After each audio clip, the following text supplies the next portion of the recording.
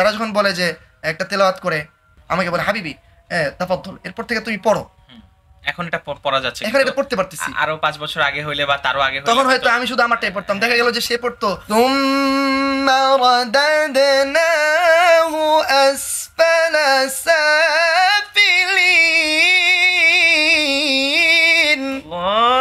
মাশাআল্লাহ, এখন আমি পড়তে থেকে পড়তে পারতেছি, জবাব পড়তে পারতেছি, জবাব পড়তে পারতেছি।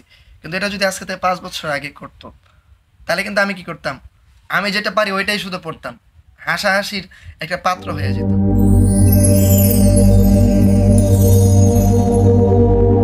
আসসালামু আলাইকুম ওয়া রাহমাতুল্লাহি ওয়া বারাকাতুহু। সম্মানিত দর্শক শ্রোতা, যারা দেশের বাইরে থেকে দেখছেন আমার ফেসবুক পেজ অথবা ইউটিউব চ্যানেল থেকে, সবাইকে আমার অন্তঃস্থল থেকে আন্তরিক মোবারকবাদ জানাচ্ছি। আমি কারি সাবাহ মুফতাদি আবিদ। আপনারা জানেন আমি আপনাদের জন্য মাকামাতের বিভিন্ন লেসন নিয়ে আসার চেষ্টা করছি। আজকে একটা ভিন্ন আয়োজন হতে যাচ্ছে আমাদের সাথে। আমার বাসায়, এটা তো স্টুডিও বলা যাবে না যেহেতু আমার বাসায়, এটা আমার বাসায় এসছেন আমার প্রিয় একজন ভাই, অনেক কাছের একজন মানুষ, কারি মাহবুবুর রহমান, আন্তর্জাতিক খ্যাতিসম্পন্ন কারি মাহবুবুর রহমান। আপনারা জানেন যে ইতিমধ্যেই তার তেলাওয়াত দেশ বিদেশে ব্যাপক সাড়া ফেলেছে এবং সে ইন্ডিয়া সহ ইরান সহ বেশ কয়েকটি দেশ তার সফর হয়েছে মাশাআল্লাহ। এবং আপনার ইউটিউবে তার এই ব্যাপারগুলো দেখবেন যে বেশ এখন ভাইরাল এবং বেশ পরিচিত একজন মুখ। তো কি অবস্থা, কেমন চলছে এখন? আলহামদুলিল্লাহ, তোমার কি অবস্থা, ভালো আছো? আলহামদুলিল্লাহ, দেখতেই পাচ্ছ এই নতুন সেটআপ নিয়ে চেষ্টা করছি। তো আজকে দর্শকদের উদ্দেশ্যে যে বিষয়টা একটা বার্তা দেওয়ার, সেটা হচ্ছে যে অনেকেই হতাশায় ভুগছে, যারা প্রায় আমাদের নক দেয় যে ওস্তাদ এটা হচ্ছে না, এটা কিভাবে করব, এটার প্রসেসটা কি। তো আমি আজকে ইচ্ছা করেছি যে আমাদের ব্যক্তিগত জীবন থেকে আমরা যেভাবে স্ট্রাগল করে শিখেছি, আমাদের কেরাতে আসার জার্নি থেকে শুরু করে প্রত্যেকটা বিষয় সংক্ষেপে এবং আপনাদেরকে একটা গাইডলাইন, মোটামুটি একটা রাস্তা ধরে দেওয়ার জন্য, একটা ধারণা দেওয়ার জন্য। রাস্তা তো ধারণা তো সহজ না, একটা ধারণা যাতে পেতে পারেন এবং শুধু আপনারই না, আমাদেরও যে এই লাইনে আসার জন্য এবং এই পর্যন্ত আসার জন্য কতটুকু ত্যাগ স্বীকার করতে হয়েছে, এই বিষয়গুলো আপনাদের সাথে ইনশাআল্লাহ শেয়ার করব। তো আমি তোমার কাছে প্রথমেই জানতে চাইবো যে কেরাতের প্রতি আগ্রহ কোন বয়স থেকে শুরু হয়েছে, কিভাবে এই পর্যন্ত আসা, সংক্ষেপে একটু যদি আমাদেরকে বলা যায়। আসলে বেসিক্যালি আমি বলতে গেলে যদি লম্বা করে বলতে চাই অনেক সময় চলে যাবে, কারণ আমার হিফজখানায় ভর্তি হই 2007 সালে। তখন কারি আব্দুল বাসাত রহমাতুল্লাহ আলাইহির তেলাওয়াত শুনতাম টেপ রেকর্ডে। ঠিক তখন বিভিন্ন কম্পিটিশনে অ্যাটেন্ড করতাম এবং অ্যাটেন্ড করলে দেখা যায় অনেক বড় বড় ওলামায়ে কেরাম আমাদের বাসায় আসতেন। আমাদের এদিকে আসলে আমি যখন তেলাওয়াত করতাম, তিনারাও ইনভাইট করতেন যে তোমার যেদিন বন্ধ থাকবে ওই দিন তোমার আব্বুকে বলবা নিয়ে আসতে। যেতাম, তা তেলাওয়াত করতে করতে করতে করতে তখন তার মাকামাত বুঝতাম না, তেলাওয়াত করতাম কারি আব্দুল বাসিত রহমাতুল্লাহ আলাইহির সূরা দোহা, যেটা ওটা টেপ কিনেছি প্রথমে একটা ছোট্ট আব্বাকে দিয়ে 700 টাকা দিয়ে। আচ্ছা, এরপর ওটা ভেঙে যায় কোনো এক কারণে, তারপর আরেকটা মানে কিনতে হয়। এরকম অনেকগুলো টেপ নষ্ট হয়। শুধু কেসেট ছিল একটাই, কিরাতের কারি আব্দুল বাসিত রহমাতুল্লাহ আলাইহির সূরা মানে আম্মা পাড়া, যেটা মানে 30 নম্বর পাড়ার যেটা, ওটা বাজায় রাখতাম সার্বক্ষণিক এবং শুনতাম, প্র্যাকটিস করতাম। তারপর এর মানে তাহলে বলতেই পারি যে প্রথম আইডলটা প্রথম কারি আব্দুল বাসাতের তেলাওয়াত শুনে, তারপর এভাবেই মূলত অনেক জাতীয় কম্পিটিশনে অংশগ্রহণ। আমাদের বাংলাদেশে কেন জানি সবারই প্রথম তেলাওয়াত কেরাতের বিষয়টা ওনাকে দিয়ে শুরু হয়, কারণ ওনার এটাই ব্যাপকভাবে কিন্তু মানে এমন একটা সময়ে এমনভাবে প্রসিদ্ধ হয়েছে যে অনেক অন্যান্য যারা এই বিষয়ে মানে বস ছিলেন বা যারা আমাদের বাংলাদেশে ওনার পরিচিতিটা বেশি ছিল, তার থেকেও কিন্তু অনেক বড় কোরআন ওই সময় ছিল, কিন্তু তাদের ওনারটা বেশি হয়ে গিয়েছিল এবং তার তেলাওয়াতের এক ধরনের আকর্ষণ কাজ করতো, গায়ের লোম দাঁড়িয়ে যাওয়া। বাংলাদেশ মুসলিম না, অমুসলিম যারা ছিল তাদের এখনো কিন্তু অনেক অমুসলিম কিন্তু তেলাওয়াত শোনে। আচ্ছা, এরপরে হচ্ছে বিভিন্ন কম্পিটিশনে অংশগ্রহণ করতাম এবং সেখানে আলহামদুলিল্লাহ রেজাল্ট ভালো হতো, যদিও তখন কিন্তু মাকামাত নিয়ে চর্চা হতো না। এবং অনেক বর্তমানে আমাদের অনেক সিনিয়র ভাই যারা বর্তমানে বিভিন্ন দেশে আছেন, আল আজহার বিশ্ববিদ্যালয় সহ বিভিন্ন পর্যায়ে আছেন, ভালো পর্যায়ে, তারাও তখন এরকম মাকামাত নিয়ে চর্চা করতেন না। ঠিক আছে, তারপর তখন মাকামাতের বিষয়টাই এত ব্যাপক ছিল না আসলে, বা ধরে ধরে যে পড়াটা, একটা বিষয়কে এত তাহকিক করে পড়া এত ছিল তখন, ওরকম ওস্তাদও আমাদের ছিল না। ওস্তাদরা ছিল বাকি ওনারাও হয়তো আমাদের ওইভাবে মনে করেননি যে আমরা যে পারবো কিনা, কি মনে করি, হ্যাঁ এরকম আর কি ছিল। তো তার পরবর্তীতে প্রথমবার আমি যখন এই সোনাতে আসি 2012 সালের দিকে নাজমুল হাসান সাহেবের কাছে, বিশ্বজয় হাফেজদের ওস্তাজ নাজমুল হাসান সাহেবের কাছে, তখন ওস্তাজ থেকে প্রাথমিকভাবে শুধুমাত্র কেরাত শিখতেছিলাম, এবং ওস্তাদ চেয়েছিলেন যে ওই সময় কেরাতের এত বেশি ছিল না, হিফজে শুধু ছিল যে হ্যাঁ জাকারিয়া তখন গিয়েছে, একটা হিফজের নাজমুল একটা সাকিব গিয়েছে, চলতেছিল। মাহবুব তুমিও আন্তর্জাতিক একটা কম্পিটিশনে যাবা, আমার খুব ইচ্ছা। হুম, কারণ আলহামদুলিল্লাহ তখন আমাকে অনেক ভাইয়েরা একটা নাম দিয়েছিল, কিতাবি নাম যেটা বলে সুর আলী, মানে যে কোনো ভয়েস শুনতাম কপি করতে পারতাম। তো এই জন্য ওস্তাদ অনেক চেষ্টা করেছিলেন, কিন্তু ওখানে আমার কিছু গাফলতি ছিল, আমি ঢাকা শহরে থাকতে পারতাম না, গ্রামে যেহেতু বড় হয়েছি এখনো থাকতে পারি না, অনেক অফার থাকা সত্ত্বেও ঢাকা আমি থাকতে পারি না। তো আমি তখন চলে গিয়েছিলাম আসলে। তারপর আমার পিতামাতা সিদ্ধান্ত নিলেন যে তুমি আলেম হও। তারপর আলেম হতে থাকলাম। তো এর মাঝে কিন্তু আমার প্রোগ্রাম জারি আছে। ওই যে শুই না যেটা শেখা, যেটা মনে করো যে আগে যেটা ছিল যে এক টানে লম্বা দম একদমই সূরা ফাতিহা পড়তে পারতাম। হ্যাঁ, হ্যাঁ এরপর 2014 সালে বেঙ্গলি আল কোরআনের ধ্বনিতে কম্পিটিশন দিলাম।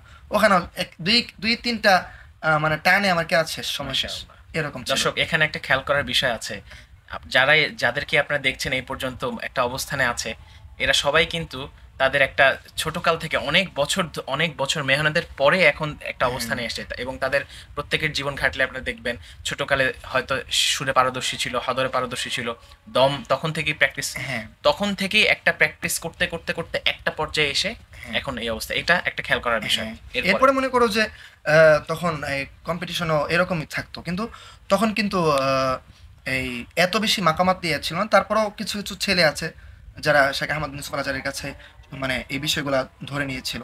তারা টুকটাক পারত। তাও এটা কাজে লাগাইতে পারত না আরকি। তারা ওই শুনে, শুনে ওটাই চালাইতো। তারপরে এমনিতে প্রোগ্রাম করতে থাকলাম, যে বিশ্বের তৃতীয় বৃহত্তম সম্মেলন যেটা বলা হয় চরমোনাই ফাল্গুনের মাহফিল। লাখ, লাখ, ৮০ লাখ, ৯০ লাখ, কোটি পর্যন্ত মানুষ হয়। ওইখানে যাইয়া প্রথমবার তেলাওয়াত করলাম ১২ সালে, এবং ওইখানেও তেলাওয়াত করতেছি। মানুষও মনে করতেছে যে একদম সূরা ফাতিহা পড়তেছে। মানে কি ভাই অনেক বড় কারি মনে করতেছে। তারপর এখানে লাগাতার ১০ বছর তেলাওয়াত করি। এমনিভাবে বিভিন্ন প্রোগ্রামে সিনিয়র জুনিয়র অনেক কারিদের সাথে প্রোগ্রাম করতে, করতে এবং নাশিদ পরিবেশন করতে, করতে একটা মোটামুটি পরিচিত হয়ে যায়। কিন্তু আমার কিন্তু গোড়া কাঁচা। সেটা হচ্ছে কি, আমি তো বুইঝা পড়তেছি না। হ্যাঁ আসলে টান দিতেছি কি কি পড়তেছি পড়তেছি প্রসেসটা জানা নাই, শুই না। সিকোয়েন্স জানা কিন্তু নাই, চেষ্টা ছিল চেষ্টা অনেক। ছিল। তারপরে বিশ্ববিখ্যাত কারি, বর্তমান বিশ্বের অন্যতম শ্রেষ্ঠ কারি শেখুল কোরআন শেখ আহমদ বিন ইউসুফ আল-আজহারী হাফিজাহুল্লাহ। ওস্তাদকে আমি মনে করতাম যে উনি বিদেশি, উনি বাংলাদেশি জানতামই না। তারপর ওনার অনেক আমাদের অনেক সিনিয়র ভাই, উনি ওনার ছাত্র, বর্তমানে বাইরে আছে একটা মসজিদে ইমামতি করতেছেন এখানে। উনি আমাকে বলতেছিলেন, আমার ভাই তো ডক্টর, ওনার কাছে উনি রোগী হয়ে গিয়েছিলেন। তো ভাইয়ের চেম্বারে যখন গিয়েছেন, তো আমাকে বলতেছে যে আমি যখন তেলাওয়াত করতেছি ওখানে বসে বসে গুনগুন করতেছি। তো উনি বলতেছেন যে এই তুমি কি কেরাত পারো? পরে আমার ভাই বললেন হ্যাঁ, সে তো বড় বড় প্রোগ্রাম করতেছে, টিভিতে প্রোগ্রাম করতেছে, বাইরে করতেছে। বলতেছে তাহলে তোমার তো দরকার হচ্ছে সঠিক গাইডলাইনে যাওয়া। বলে যে কিভাবে?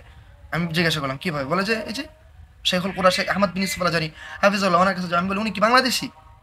বা ওনার কাছে কি উনি কি আমাকে পড়াবে? এত বড় ব্যক্তি বলে যে হ্যাঁ পড়াবে। তারপর ওনার মাধ্যমে আসলাম। ওইখানে মাহাদের যারা ওস্তাদ ছিলেন, ওস্তাদ খালেদ সাইফুল্লাহ সাহেব দামাত বারাকাতুহুম, মাসুদ সাহেব দামাত বারাকাতুহুম। তো ওই সময় শাহেককে পাইনি। তার পরবর্তীতে শাহেকের সাথে শাহেক যেভাবে মানে মানে গাইডলাইন দিচ্ছিলেন, মানে আমার কাছে এটা এটা কত সালের কথা? এটা হচ্ছে সম্ভবত 18-র শেষের দিক, 19-এর শুরুর দিক, এরকম আচ্ছা। এরকম হবে, এরকমই হবে, মানে হ্যাঁ তখন 20-এর আগে, হ্যাঁ ওই সময় হওয়ার কথা। ছুঁই ছুঁই 20 ছুঁই ছুঁই। হ্যাঁ, কিন্তু আগে যদি জানতাম যে উনি বাংলাদেশি এবং উনি শিখান, তাহলে হয়তো তাহলে আরো হয়তো আগেই অনেক আগে ওনার কাছে যাওয়া যাইতাম। হতো, হ্যাঁ। তারপর ওনার কাছে যাওয়ার পরে মনে হলো কি যে ভাই কিছুই তো জানি না, কিছুই তো জানি না। তারপর ওস্তাদের কাছে যখন উনি কিন্তু প্রথমত তাজভিদের বেশি গুরুত্ব দেন ভাই। অনেক বেশি। এটা দেখে আমি প্রথম কয়েকটা ক্লাস করতাম না, যে ওনার ক্লাসটা শুধু ধরবো।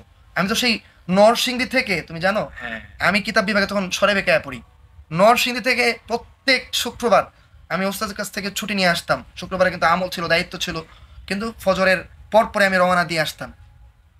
ঠিক আছে, আমি কিন্তু কেরাত পারি। আমি যদি ওই সময় মনে করতাম যে না আমি অনেক কিছু পারি এরকম, তাহলে পারতাম না।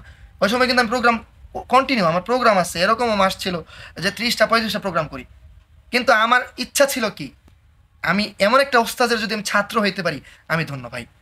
এই জন্য দর্শক, শুধুমাত্র এখানে আপনারা সাধনার যে বিষয়টা, ইচ্ছা শক্তির যে একটা প্রবলতা, শিখার যে একটা আগ্রহ, আমি যেটা আগ্রহ, বলি। এই জিনিসটা, এই ভাই আমার নরসিংদী থেকে এসছে, আমার আরেক বন্ধু সে খুলনা থেকে চলে আসতো একদিন আগে। তো কি পরিমাণ ইচ্ছা শক্তি, কি পরিমাণ আগ্রহ, কি পরিমাণ নেশা থাকলে মানুষ আসলে হ্যাঁ, জিনিসটাকে এভাবে ধারণ করতে পারে, এভাবে লালন করতে পারে। তো এইটা একটা শেখার বিষয়। আপনারা এত সহজেই ইউটিউবে ভিডিও দেখে আপনারা দু একবার শুনে মনে করেন যে আমার হচ্ছে না, আমি কি পারবো, এত সহজ না বিষয়টা। আসলে অনেক সাধনা, অনেক মেহনতের প্রয়োজন। এরপরে তারপর মনে করে এরকম আসতাম, তো তাজবিদের ক্লাসগুলো করতাম না, বলতাম যে এগুলো তো হিফজখানায় পড়ছি, সিফাত মাখরাজ এগুলো।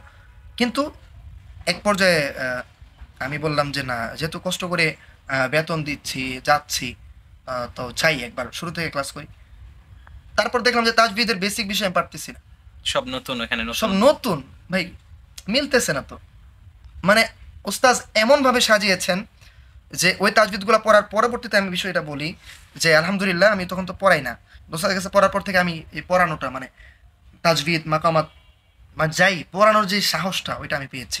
আগে তো মাস করাইতাম ঠিক আছে, কিন্তু আন্তর্জাতিকভাবে আর বিভিন্ন আমরা দেশের, তখন লাকি একটা ব্যাচ ছিলাম 2016, 17, 18, এই আরো আগের থেকে যারা ছিলেন, 20-এর আগ পর্যন্ত ছাত্র মোটামুটি কম ছিল। আমরা ওস্তাদকে অনেক বেশি পেয়েছি, কাছে থেকে কাছে থেকে পেয়েছি, একদম হ্যাঁ, সরাসরি একজন একজন এভাবে পড়া দিতে পেরেছি।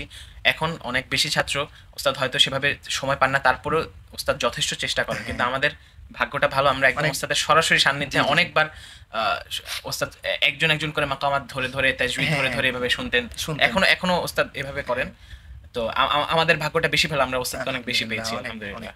তারপরে মনে করো যে দেখলাম যে মিলে না, মানে ওস্তাদ এমনভাবে সাজিয়েছেন যে ওইটা মনে করো যে মানে পড়ার পরে একটা নিজের মধ্যে একটা আলাদা শক্তি কাজ করে শেখানোর ক্ষেত্রে, যে না এগুলা মানে আমি পারতেছি বা পারবো ইনশাল্লাহ। তো যাই হোক, তারপরে তাজবিদের বিষয়গুলো অনেক ভিন্ন ভিন্ন দেখলাম। তারপর মাকামাতগুলো ওস্তাদ যখন সরাসরি শেখাচ্ছিলেন, তারপর ভাবলাম যে আরে এটা তো আমি পারি, কিন্তু এটা তো, এটা যে এই সুর, এটাতে এরকম, এটা যে এরকম, এটার যে আরো স্তর আছে ওটা জানতাম না। ঠিক আছে, শুধু রস্ত পড়তাম, হ্যাঁ, এরপরে শুধু সিকা পড়তাম, হুম। বায়াতি বেসিকটা পড়তাম এরকম। তারপর উস্তাদের কাছে পড়ার পরেই কিন্তু আলহামদুলিল্লাহ যখন তেলাওয়াত করতাম, তো আমি যে আগে যাদের সাথে প্রোগ্রাম করতাম আন্তর্জাতিক অনেক ব্যক্তিবর্গদের সাথে অনলাইনে যুক্ত ছিলাম, অনেক লাইভ এইরকম ব্রডকাস্টে, লাইভ ইয়াতে অনুষ্ঠানে যুক্ত ছিলাম, কিন্তু এখন তাদের সাথে কি বন্ডিং করতে পারতেছি। তারা যখন বলে যে একটা তেলাওয়াত করে, আমাকে বলে হাবিবি তাফাদ্দল, এরপর থেকে তুমি পড়ো, হুম। এখন এটা পড়া যাচ্ছে, এখন কিন্তু এটা পড়তে পারতেছি। আরো 5 বছর আগে হইলে বা তারও আগে হইলে তখন হয়তো আমি শুধু আমারটাই পড়তাম, দেখা গেল যে সে পড়তো তুম্মা রাদাদনাহু আসফালা সাফিলিন। আল্লাহ, মাশাআল্লাহ। এখন আমি পর থেকে পড়তে পারতেছি, জবাব পড়তে পারতেছি, জবাব পড়তে পারতেছি।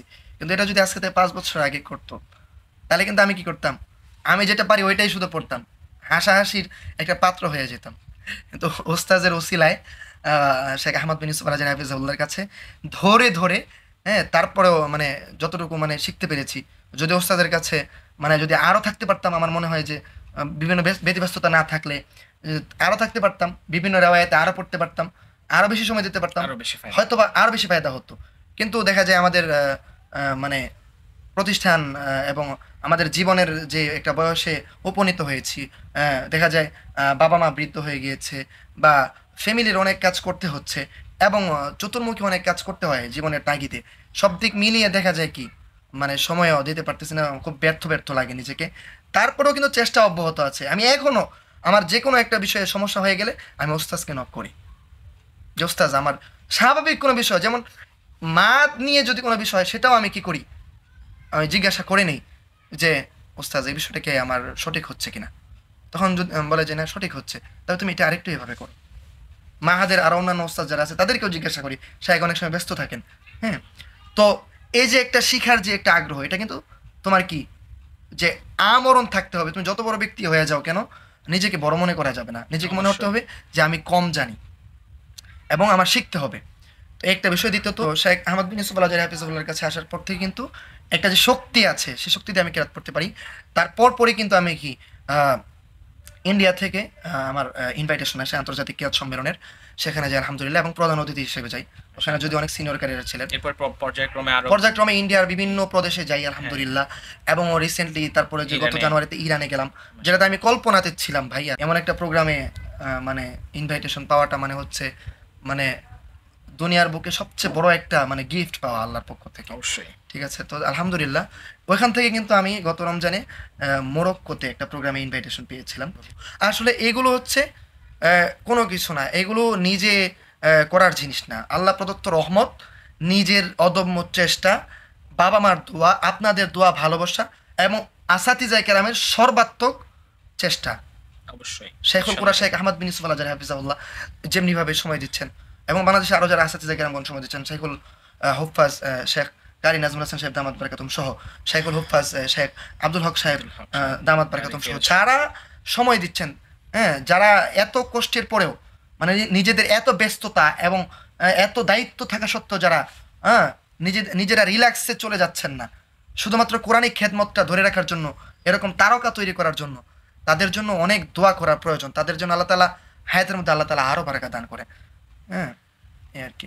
দর্শক, আমরা মাহবুব ভাইয়ের ব্যক্তিগত জীবনে কিভাবে সেই কেরাতের জার্নি শুরু হয়েছে, কিভাবে এই পর্যন্ত এসছে জানলাম। এবার আমি আমার নিজের সম্পর্কে একটু বলি যে আসলে আমার এখানে কিভাবে আসা।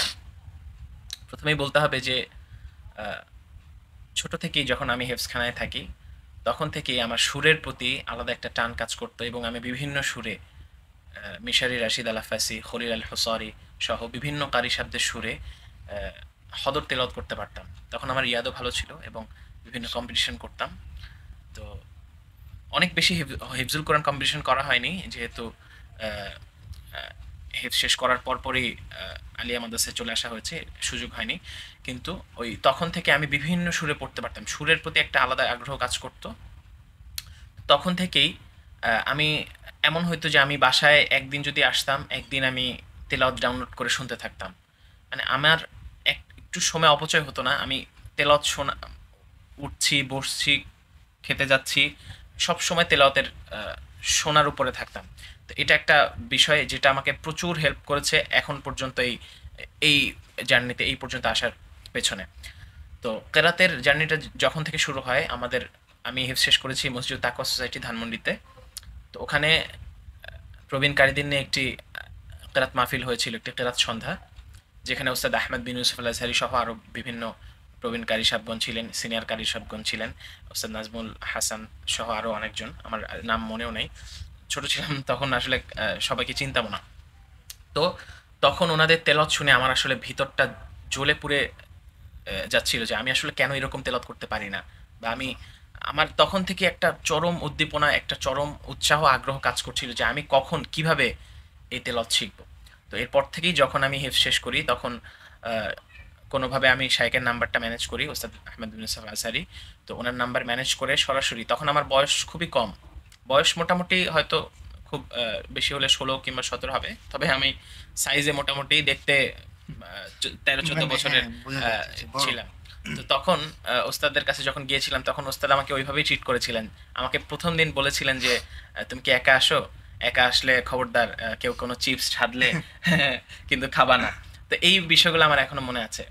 তো তখন এই যে শুরু, আমার জার্নি শুরু হইলো, তো তখন থেকে মানে আমি ওস্তাদকে এমনভাবে ফলো করে আমি মোটামুটি 2 বছর, আমার মনে পড়ে, আমি ওস্তাদের তেলাওয়াত ছাড়া অন্য কারো তেলাওয়াত আমার ভালোই লাগতো না।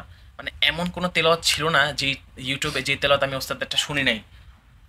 সব মানে মিশরের আগে শায়েকের যত ধরনের তেলাওয়াত ছিল, মানে ওনার সমস্ত তেলাওয়াত আমার মানে তখন শোনা শেষ, এরকম একটা অবস্থা। এবং আমি 2-3টা তেলাওয়াত ধরে ওগুলো একদম হুবহু কপি করেছিলাম, এটা আমার মনে আছে। তো এবং আমি কি পরিমাণ তেলাওয়াত শুনছি মানে এটা আপনাদের ধারণার বাইরে, এবং কি পরিমাণ প্র্যাকটিস করছি আমি। একটা টিউন কতবার প্র্যাকটিস করছি, কতবার শুনছি, কত হাজারবার শুনছি, এটা আসলে কোনো আনকাউন্টেবল, এটা মানে গণনা করা যাবে না, এরকম এতবার শুনছি, এত মেহনত করছি আমি। এটা আপনাদের এখন মনে হতে পারে যে আপনি 50 বার শুনছেন বা এতবার শুনছেন, আপনার আয়ত্ত হচ্ছে না। বিষয়টা আসলে এরকম না। এই স্ট্রাগলটা সবারই করতে হয়, কারো কম কারো বেশি। তো আপনাদের প্রতি নিজেদের এই কাহিনী বা স্ট্রাগল, জীবন কাহিনী কিভাবে এই পর্যন্ত আসে, এগুলো বলার উদ্দেশ্যই হচ্ছে যাতে আপনারা এখান থেকে কিছু শিখেন এবং স্ট্রাগলের বিষয়টা সম্পর্কে আপনারা জানেন যে আসলে সবার ক্ষেত্রে এই বিষয়গুলো হয় এবং সবাই কি পরিমাণ মেহনত করে। আরেকটা যে বিষয়টা আমি একান্ত খেয়াল করতে বলবো সেটা হচ্ছে যে আপনার নিয়তকে সহিশুদ্ধ করেন। আপনার নিয়ত যদি থাকে, মানুষের সফলতা দেখে যদি আপনি ঈর্ষান্বিত হয়, আপনার মনে হয় যে না আপনিও টিভিতে তেলাওয়াত করবেন, আপনি মাহফিল করতে হবে, আপনার টাকা কামাইতে হবে, মানুষ আপনাকে চিনবে, এই ধরনের চিন্তাভাবনা যদি থাকে, আপনি এই চিন্তাভাবনা থেকে বেরিয়ে আসেন। কারণ এই চিন্তাভাবনা আপনি যদি লালন করেন কখনোই আপনি চূড়ান্ত ফলাফল পাবেন না। যদি পানও, সেটা দিয়ে জাতি মুসলিম উপকৃত উম্মাহ হবে না। কখনো উপকৃত হবে না। আপনার নিয়ত সহি রাখতে হবে, কারণ আমরা যখন কেরাত শিখেছি আমরা নেশার মতো শিখেছি, এবং আমরা কখনো আশাও করি নাই, কোনো প্রত্যাশা ছিল না যে আমরা কেরাত শিখবো, এটা দিয়ে আমাদের ফিউচার হবে বা এটা দিয়ে আমরা কিছু করব, এই টাইপের কোনো সেন্সই আমাদের তখন ছিল না। জিনিসটা নেশা ছিল, একটা শখ ছিল, একটা ভালো লাগার বিষয় ছিল। আমার মনে পড়ে আমি যখন আহ, ঢাকা থেকে বরিশাল বা বিভিন্ন জায়গায় যেতাম লঞ্চে, আমি তখন ওই যে লঞ্চের পিছনে যে কি বলে ইঞ্জিন থাকে, ইঞ্জিন ইঞ্জিন প্রচুর আওয়াজ থাকে, ওখানে যে চিল্লা চিল্লা তেলাওয়াত করতাম। বাসে রাত্রে একটার সময় আসতে আসতে এরকম ফাঁকা থাকতো, রাত্রে মানুষজন নির্জন তখন নাই রাস্তায়, তখন এরকম তেলাওয়াত করতাম। মানে এই সমস্ত কাহিনী বললে আসলে কাহিনী বলে শেষ করা যাবে না। প্রচুর এরকম কাহিনী আছে, প্রচুর প্র্যাকটিস, প্রচুর সাধনার কাহিনী। মূল কথা আপনাদের প্রচুর মেহনত করতে হবে। হ্যাঁ। তো এটাই উদ্দেশ্য।